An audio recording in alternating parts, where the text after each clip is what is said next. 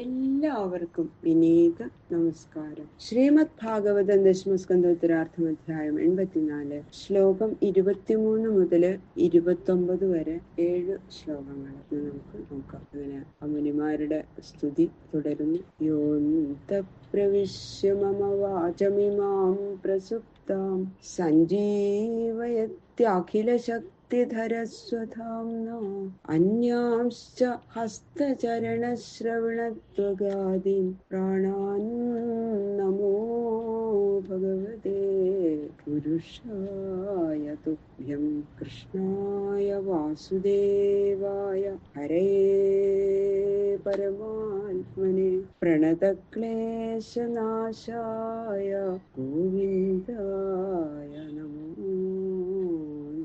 ഓം നമോ ഭഗവതേ വാസുദേവായ. ഓം നമോ ഭഗവതേ വാസുദേവായ. ഓം നമോ ഭഗവതേ വാസുദേവായ. ശ്ലോകം 23. നയം വിദന്ത്യമീ ഭൂപ ഏകാരാമാശ്ച വൃഷ്ണയ മായാജവനികാച്ഛന്നം ആത്മാനം കാലമീശ്വരം.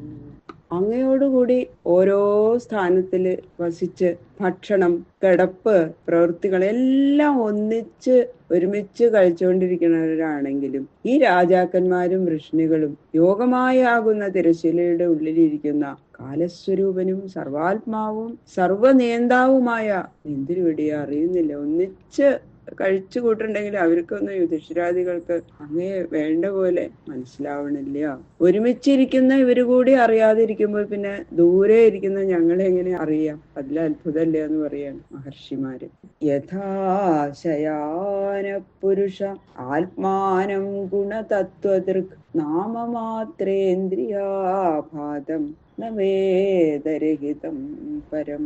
ഒരുമിച്ചിരിക്കണവരും ഞങ്ങളും അറിയുന്നില്ല ഭഗവാനെ എന്ന് പറഞ്ഞൂല. അതിനൊരു ഉദാഹരണം പറയാണ്. സ്വപ്നം കണ്ടുകൊണ്ടിരിക്കുന്ന ഒരു പുരുഷൻ ഈ സ്വപ്നത്തിൽ കാണുന്നത് അസിംഹം, ആന, മൃഗങ്ങളെ ആക്രമിക്കാൻ വരണു, ഇങ്ങനെയൊക്കെ ഓരോന്ന് കാണുന്നതെല്ലാം മിഥ്യയാണെന്ന് അറിയണില്ല. തന്റെ ഇന്ദ്രിയങ്ങളാലും മനസ്സിലാലും പ്രകാശിപ്പിക്കപ്പെടുന്നതാണ് അവ എന്ന് മനസ്സിലാക്കണമെന്നില്ല സ്വപ്നം കണ്ടുകൊണ്ടിരിക്കുമ്പോൾ. പക്ഷേ അവയിൽ നിന്ന് ഉണരുമ്പോഴോ, സ്വപ്നത്തിൽ നിന്ന് ഉണരുമ്പോഴോ ഇത് അസത്യമായിരുന്നു, മിഥ്യയായിരുന്നു എന്ന് അറിയണുള്ളൂ. കണ്ടുകൊണ്ടിരിക്കുന്ന സമയത്ത് അവയിൽ നിന്ന് വേറിട്ടവനാണ് ഞാനെന്നോ ഒന്നും അറിയണില്ല.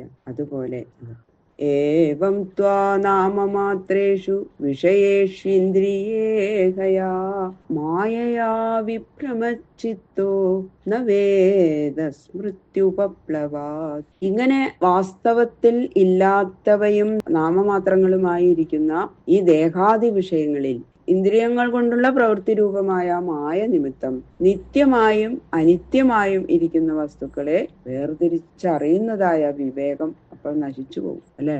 അതുകൊണ്ട് ചഞ്ചലമായ മനസ്സോടുകൂടിയ പുരുഷൻ അനിത്യമായ ഈ ശരീരത്തെ ആത്മാവായി ധരിക്കുന്നതല്ലാതെ ഈ ശരീരത്തെയാണ് ആത്മാവായിട്ട് ധരിക്കുന്നത്. പക്ഷേ ശരീരം, ഇന്ദ്രിയം, മനസ്സ്, ബുദ്ധി ഇവയുടെ സാക്ഷിയായി നിത്യനായിരിക്കുന്ന സ്വാത്മാവായ എന്തിനുവടിയെ അറിയുന്നില്ല മായയിൽപ്പെട്ട മനുഷ്യൻ എന്ന് പറയുന്നു. തസ്യാദ്യതേദൃശിമാഘ്രിമഘൗഘമർഷ തീർത്ഥാസ്പദം കൃതികൃതം സുവിഭക്വയോഗൈ ഉത്സിക്ത ഭക്ത്യുപഹതാശയ ജീവകോശ ആപുർഭവൽഗതിമധോൻഗൃഹാണ ഭക്താൻ. എങ്ങും നിറഞ്ഞും ആരാലും അറിയപ്പെടാതെയും ഇരിക്കുന്ന ആ നിന്തിരുവടിയുടെ പാദകമലത്തെ ബഹുജന്മകൃത പുണ്യവിശേഷങ്ങളാൽ ഇന്ന് ഞങ്ങൾക്ക് കാണാൻ സാധിച്ചു. അതുകൊണ്ട് ഞങ്ങൾ കൃതാർത്ഥരായി ഭഗവാനെ. സർവപാപങ്ങളെയും സംഹരിക്കാനുള്ള ശക്തി അവിടുത്തെ പാദങ്ങൾക്കുള്ളത് കൊണ്ട് ഞങ്ങളുടെ കർമ്മബന്ധമെല്ലാം നശിച്ചു. സർവപാപങ്ങളെയും നശിപ്പിക്കുന്ന ഗംഗയുടെ ഉൽപ്പത്തി സ്ഥാനമായ ഈ പാദപത്മത്തെ യോഗികൾക്ക് കൂടി ഇങ്ങനെ കാണാൻ സാധിക്കുന്നില്ല. അവര് ധ്യാനയോഗത്താൽ ഹൃദയത്തിൽ കാണുന്നതേ ഉള്ളൂ. ഞങ്ങൾക്കോ സാക്ഷാൽ ദർശനം സിദ്ധിച്ചു. ഇനി ഞങ്ങളെ അങ്ങയുടെ പാദകമലത്തിൽ പരമപ്രേമ ലക്ഷണയായ ഭക്തിയുള്ളവരായിരിക്കാൻ അനുഗ്രഹിച്ച് യാത്രയാക്കണമേ. എന്തിനാ ഭക്തി പ്രാർത്ഥിക്കണതെന്നല്ലേ. ഇതുവരെ ചെയ്ത പോലെയുള്ള തപസ് ഇനി മേലിലും ചെയ്താൽ പോരെ എന്ന് അവിടുന്ന് ശങ്കിക്കരുത് എന്ന് പറയണം. പ്രേമലക്ഷണയായ ഭക്തിയുടെ ആധിക്യത്താൽ ജീവനെ മറയ്ക്കുന്നതായ അന്ധകരണം, അജ്ഞാനരൂപമായ ആവരണം നശിച്ച് പൂർവസൂരികള് നിന്തിരുവടിയെ പ്രാപിച്ചിരിക്കുന്നു.